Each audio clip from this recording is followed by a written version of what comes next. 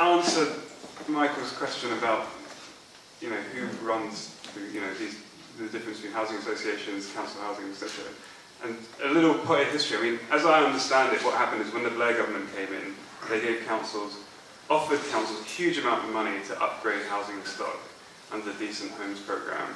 But the quid pro quo was that in order to get that money, they needed to put all of their housing into an arm's length management organisation or into housing association. And in Lambeth, that was the genesis of Lambeth Living. Now the problem was that in order to access that money, you then needed to be audited and rated at a certain star, and then Lambeth never achieved that. So having pushed all the housing into this arm's length management organisation, they then couldn't get their act together and were so mismanaged over many years, they never accessed the funding, which was the reason for pushing the housing into the arm's length management organisation.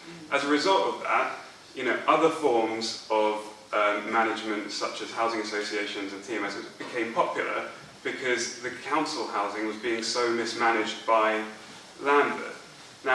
And so we have now this kind of mosaic in Lambeth of all these different forms of management, and now the housing has been taken back in-house to Lambeth.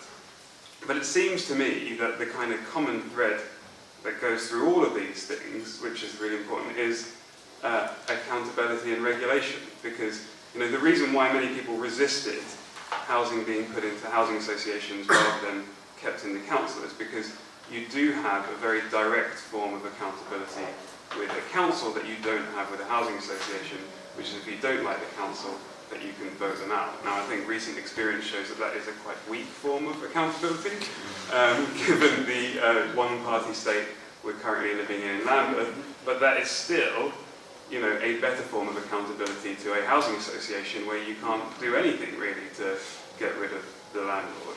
So we do need, in all of these things, to have much more direct routes of accountability and better regulation. And that really goes to your point about who's running the place, because actually the role of the councillors should be to regulate the officers. The officers are there to do the work, the day-to-day, to propose things to actually get stuff done, and then the councillors are there to hold them to account on our behalf to make sure they're doing their job. Now, I think the problem with the Labour Council here is that they just don't understand that that is their role, and ideologically they think, these officers, they're on our side, we're all the council, we're all working together, it's our job to defend the council and the good work they're doing, rather than it's our job to hold the officers' feet to the fire and make sure they're doing their job. And at the end, what happens is that the officers end up running everything, and they do it in a completely unaccountable way, and when you have that, you end up with very poor management, mismanagement, and people suffering.